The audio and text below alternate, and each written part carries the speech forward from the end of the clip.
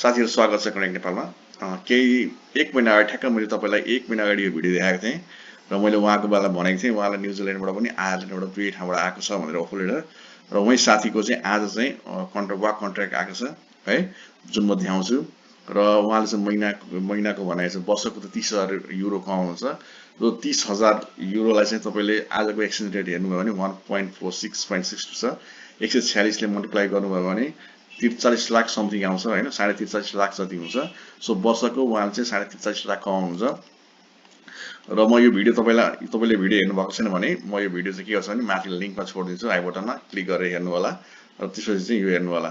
र त्यस्तै हिजो मैले एजी रोमानियाको हालेको चाहिँ र मैले के थाहा पाएँ भने हिजो एजी रोमानियाबाट चाहिँ 3-4 जना कति जनालाई चाहिँ धेरै जनाको भएको रहेछ इन्टरभ्यु, तर एक दुई जनाको चाहिँ टेक्निकल प्रब्लम भएर चाहिँ हिजो भएन र आज पनि टेक्निकल प्रब्लम आएको छ। त्यही साथीहरुलाई टेक्निकल प्रब्लम आएको जो हिजो आएको थियो र उहाँहरुलाई चाहिँ 1 बजे बोलाएको थियो साइन इन भएर, तर अहिलेसम्म साइन इन हुन पाउनु भएन भनेर मलाई मेसेज पठाउनु भएको थियो। भनेपछि आज पनि टेक्निकल प्रब्लम छ अरे भनेर सुनिरहेको छु है। यो चाहिँ रमेश केसी सरलाई आएको है, उहाँको चाहिँ उहाँसँग एक्सपिरियन्स पनि राम्रो थियो है त। So contract of employment between यो फार्मको नाम हो है, एन्ड इम्प्लोइ रमेश केसी है त। अब इम्प्लोयको एड्रेस लेखेको छ। अब हेर्नु है, यो employed as a full time dairy farm assistant तपाईहरुले पाउने भनेको डेरी फार्म एसिस्टेन्ट हो। यो भन्दा हाई लेभलको जब एप्लाई नगर्नु होला कहिले पनि है त। You will be subject to probation period of 11 month in your new role भने भन्न खोजेको हो। तपाईलाई 11 महिना चाहिँ परीक्षणमा राख्छ भने खोजेको हो। त्यो 11 महिना भित्र चाहिँ तपाईले राम्रोसँग काम गर्नु भएन भने अथवा के भन्छ भने कामबाट निकाल्न सक्छ भने लेखेको छ। Your performance will be reviewed during this period and the company reserves the right to terminate your employment if in the event your performance and conduct are found to be unsatisfactory. त्यही हो 11 महिनाको चाहिँ observatory period हुन्छ। भन्नाले के भन्छ त्यसलाई, तपाईको प्रोबेसन पिरियड भनेको सायद के भन्छ नेपालीमा मैले ठ्याक्कै बिर्सेँ। त्यो पिरियडमा तपाईले राम्रो काम गर्नु भएन भने तपाईलाई निकाल्दिन्छ, त्यही कुरा हो है त।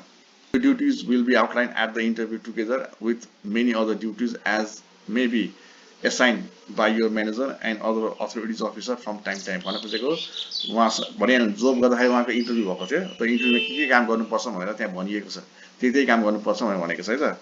यो gross wage will be 30,000 per annum. मैले अघि भनिहालेँ 30,000 हुन्छ। 30,000 ले चाहिँ तपाईले आजको एक्सचेन्ज रेटले मल्टिप्लाई गर्नुभयो भने 146.62 ले मल्टिप्लाई गर्नु भने 43.5 लाख हुन्छ वर्षको है त। And payment will be made weekly by electronic fund transfer भनेपछि weekly हुँदो रहेछ है त, or direct to bank transfer and which you are required to maintain for the full duration of your employment with the company भने खोजेको payment चाहिँ weekly हुन्छ। झन् राम्रो है। You will be required to work Monday to Friday तपाईलेसम्म काम गर्नुपर्छ, हप्ताको 5 दिन, based on the requirement of the company unless otherwise stated by your manager. However, the appointee may be required to work different or irregular hour from Monday to Sunday, and appointees hourly rate payable reflect this. Likewise, you will be required to work bank and public holidays. Standard working week will be 39 hours. भन्न खोजेको तपाईले चाहिँ 39 घण्टा काम गर्नुपर्छ पर week. र तपाईको चाहिँ के हुन्छ भने इरेगुलर शिफ्ट, खाली सन्डे टु मन्डे अथवा सन्डे टु फ्राइडे हुने हैन। कहिले बिहान गर्नुपर्छ, कहिले राति गर्नुपर्छ। के राति गर्नु भने तपाईको स्यालेरी पे रेट पनि हाई हुन्छ, त्यही भनेको छ है त। यहाँ रिफ्लेक्ट हुन्छ भनेको त्यही हो। Once from January 1st to भन्छ यो तपाईले यो कति 20 दिनको चाहिँ तपाईले एनुअल लिभ पाउनु हुनेछ हैन। Your paid annual leave entitlement will be 20 days भनेको है त। तपाईले जनवरी 1 देखि 31 गते डिसेम्बर बीचमा तपाईले 20 दिन चाहिँ छुट्टी पाउनुहुन्छ, जसको पैसा पनि तिरिन्छ। सो यो कम्पनीको नाम हो, यो त्यति खास इम्पोर्टेन्ट छैन है त। र अरु त्यस्तो खास पनि इम्पोर्टेन्ट केही पनि भेटिन है।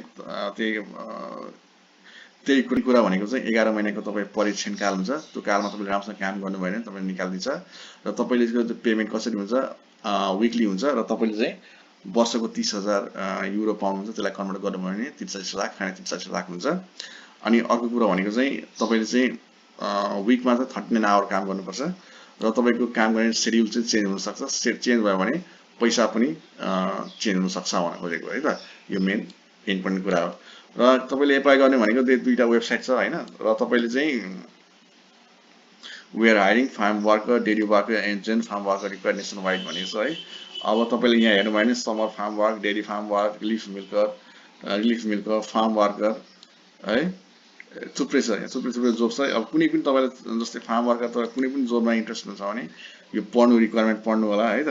अनि रिक्वायरमेन्टमा पढेपछि चाहिँ अनि तपाईले चाहिँ जस्तै रिक्वायरमेन्टमा के छ हेर्नु role duties may include milking, cow rearing, and machinery operating and general farm work.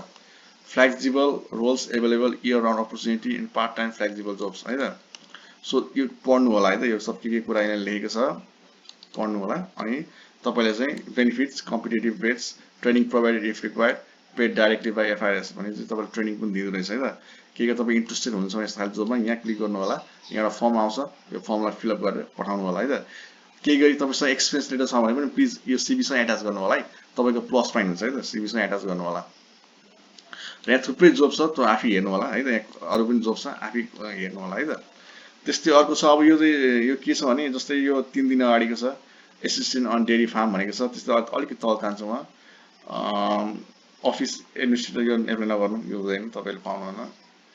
Dairy farm worker, maintenance planner यसमा पाउनुहुन्न। जस्तै यो हेर्नु त यो पाउनुहुन्छ यो farm machinery operator, dairy farm assistant भनेको छ। जस्तै यो हेर्नु त assistant on buffalo dairy farm 3 दिन अगाडि पब्लिस भएको। We require a person with experience of working with cattle and milking. The job is milking, feeding cows, grassland management, and general management and maintenance of farm. है त, farm पनि maintenance गर्नुपर्छ। के तपाईँ interested हुनुहुन्छ भने यस्तो assistant on dairy farm easy apply, यहाँ क्लिक गर्नुभयो भने एउटा फर्म खुल्छ सायद, त्यो फर्म चाहिँ तपाईले अब फिलअप गर्नुपर्ने हुन्छ है त। यहाँ त यो फर्म खुल्छ, जस्तै अब यहाँ तपाईँ फोन नम्बर लेख्नु, नेपाल लेख्नु, तपाईको नेपाल आउँछ, यहाँ नेपाल लेख्नु, आफ्नो इमेल आइडी लेख्नु हैन। जस्तै म